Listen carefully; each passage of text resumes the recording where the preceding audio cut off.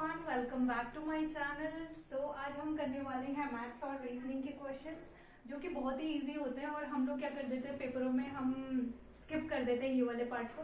हमें लगता है टाइम टेकिंग है और हो सकता है हम सॉल्व करें उसके बाद इसका आंसर निकले या ना निकले। इससे अच्छा एक तो हमारे पास एग्जाम टाइम पे क्या होता है, प्रेशर होता है प्लस टाइम भाग रहा होता है।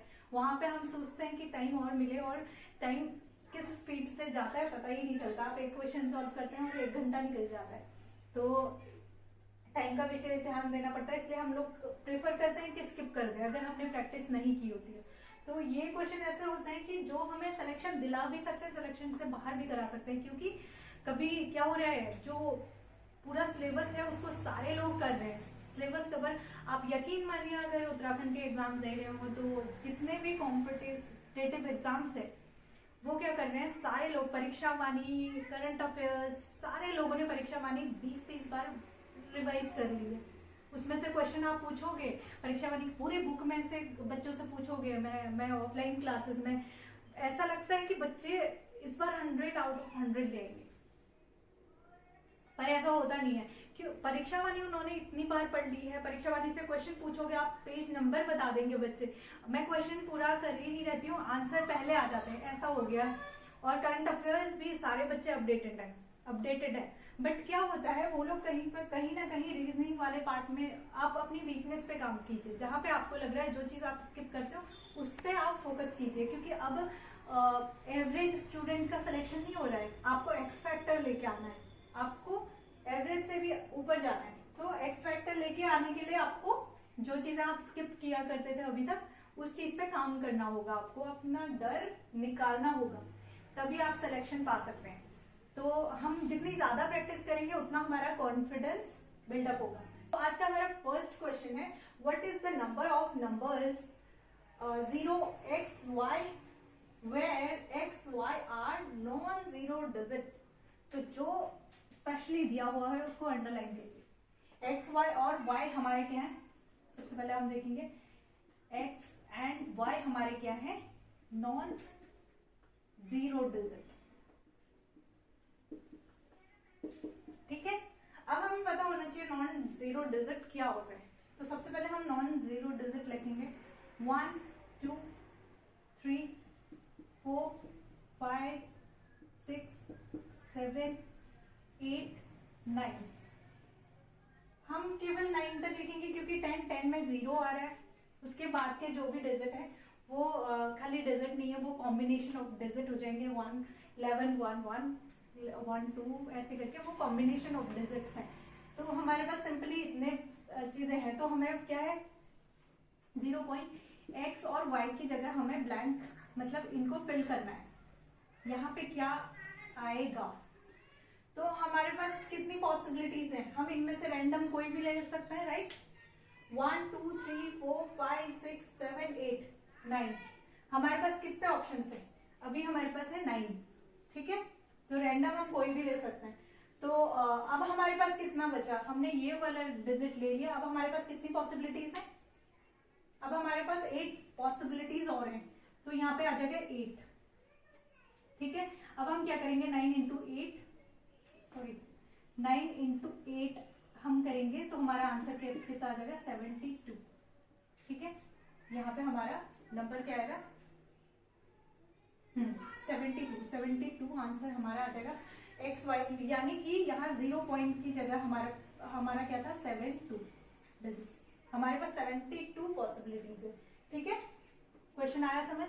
तो हमें ऐसे ही करना है, हमें बस पता होना चाहिए कि नॉन जीरो डिजिट्स क्या है, उनको लिख के उनकी पॉसिबिलिटीज हम आराम से निकाल सकते हैं। ठीक है, ऐसे ही आप प्रैक्टिस करते रहिए, आपके क्वेश्चन इजी बन जाएंगे और आपका कॉन्फिडेंस बढ़ता जाएगा। आप जितने ज्यादा क्वेश्चन करते जाएंगे उतना आपका क्या होगा, कॉन्फिडेंस बिल्डअप होगा।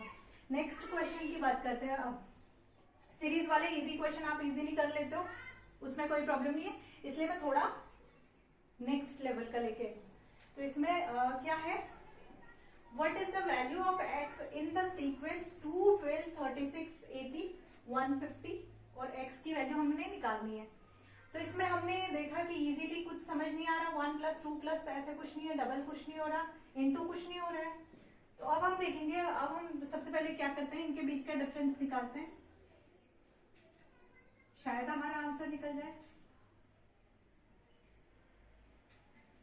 यहाँ पे हमारे बीच का गैप कितना है, 2 और 12 में 10, ठीक है। अब 12 to 36 में हमारा कितना गैप आ रहा है, 24, ठीक है। हमें ये सीरीज वाले और ये वाले बहुत ही इजी से क्वेश्चन होते हैं, इनको स्किप नहीं करना है, बस ये है कि हमें प्रैक्टिस करनी है। जितनी ज्यादा हम प्रैक्टिस करेंगे उतनी इजीली हमारे आंसर निकल जाएंगे और उतना कम हमें टाइम लगेगा, ठीक है। तो बस आपको प्रैक्टिस करते रहनी है। यहाँ पे गैप है 44 का, प्लस हमारा आ जाएगा 70, 80 और 150 के बीच में हमारा गैप है 70 का, ठीक है। नेक्स्ट 150 के बीच तो हमें क्वेश्चन मार्क है। डन। अब हमें अभी भी कुछ समझ नहीं आ रहा है कि कितना अभी भी कोई ज्यादा समझ नहीं आ रहा कि क्या हो रहा है। अभी फिर इन दोनों के बीच का, मतलब इन सारों के बीच का डिफरेंस निकालते हैं,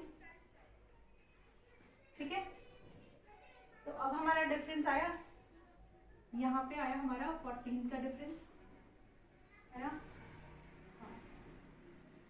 फिर आया हमारा 20 का डिफरेंस,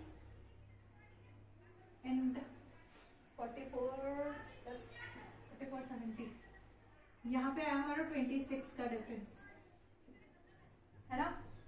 इनका बस हमने डिफरेंस निकाला है। 10 में 14 प्लस किया हमारा 24 आया, 24 में 20 प्लस किया 44 आया, 20 में 26 प्लस किया 70 आया, 70 में अब नेक्स्ट तो हमें निकालना है, तो यहाँ पे क्वेश्चन मार्क आ जाएगा हमारा। अभी हमें समझ में आ रहा है कि हमारे डिफरेंस कितना आ रहा है। अभी हम नेक्स्ट डिफरेंस निकाले तो कितने का डिफरेंस आ रहा है, इजी सा लग रहा है कुछ, 6, यहाँ पे भी 6 का डिफरेंस है ना। 14 में 6 प्लस करेंगे 20 आएगा, 20 में 6 प्लस किया 26 आया। अब हम 26 में प्लस करके देखते हैं 6।